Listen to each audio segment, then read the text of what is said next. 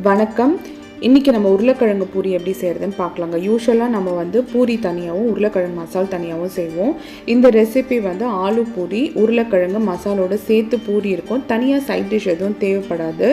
பிள்ளைங்களுக்கு நம்ம lunch box ரெசிபியாகவும் கொடுத்து அனுப்பலாம். அதே சமயத்தில் காலையில் பிரேக்ஃபாஸ்ட்டு கூட தொட்டுக்க எதுவும் இல்லை, அப்படி வேணும்னா வெறும் ஜஸ்ட் கர்ட் வச்சு கூட நீங்கள் சர்வ் பண்ணலாம். பட் டேஸ்ட் பார்த்திங்கன்னா ரொம்ப சூப்பராக இருக்கும். கண்டிப்பாக ட்ரை பண்ணி பாருங்கள். 2 உருளைக்கிழங்கு எடுக்கிறேன். உங்களுடைய உருளைக்கிழங்கு அளவுக்கு ஏற்ற மாதிரி மாவு வரும். நல்லா வேக வச்சுட்டு மசிச்சு விட்டுடுங்க. மேஷரில் மசித்தாலும் சரி. என்னென்னா அந்த திட்டாக தெரியாமல் நல்லாவே இப்படி மேஷ் பண்ணி விட்டுட்டு அதுக்கு எவ்வளோ மாவு தேவைப்படுதோ அவ்வளோ மாவு ஆட் பண்ணிவிடுங்க. இப்போ நான் வந்து ஃபஸ்ட்டு 2 கப் மாவு அளவுக்கு சேர்க்குறேன். இந்த உருளைக்கிழங்கு சைஸுக்கு 2 கப் மாவு அளவுக்கு சேர்த்துட்டு இதுக்கு தேவையான உப்பு, அப்புறம் மஞ்சள் தூள் கொஞ்சமாக, அப்புறம் மிளகாய் தூள் 1 ஸ்பூனும், கரம் மசாலா தூள் ஒரு 1/2 ஸ்பூன் சேர்த்துக்கலாம்.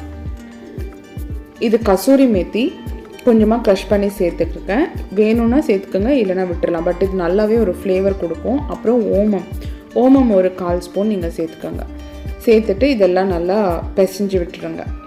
உருளைக்கிழங்கு வந்து அதுவே தண்ணி விடும்.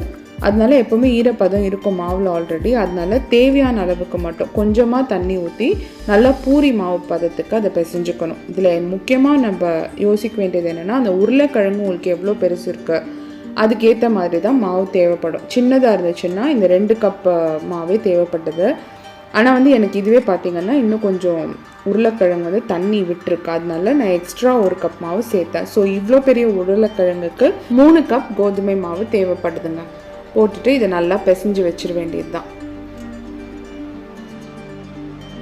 மேலே ஒரு 2 ஸ்பூன் எண்ணெய் விட்டு க்ரீஸ் பண்ணிங்கன்னா நீங்கள் பூரி போட மற்ற மாவெல்லாம் காயாமல் இருக்கும். நீங்கள் எண்ணெய் போட்டும் திரட்டலாம். இது வந்து நான் மாவு யூஸ் பண்ணாமல் எண்ணெய் போட்டு திரட்டினேன்.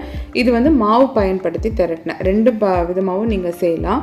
அதே மாதிரி எண்ணெய் போட்டு திரட்டும் போது உங்களுக்கு அவ்வளோ உப்பி வராது. இது மாவு போட்டு திரட்டுறது நல்லாவே புஷ்ஷுன்னு வரும்.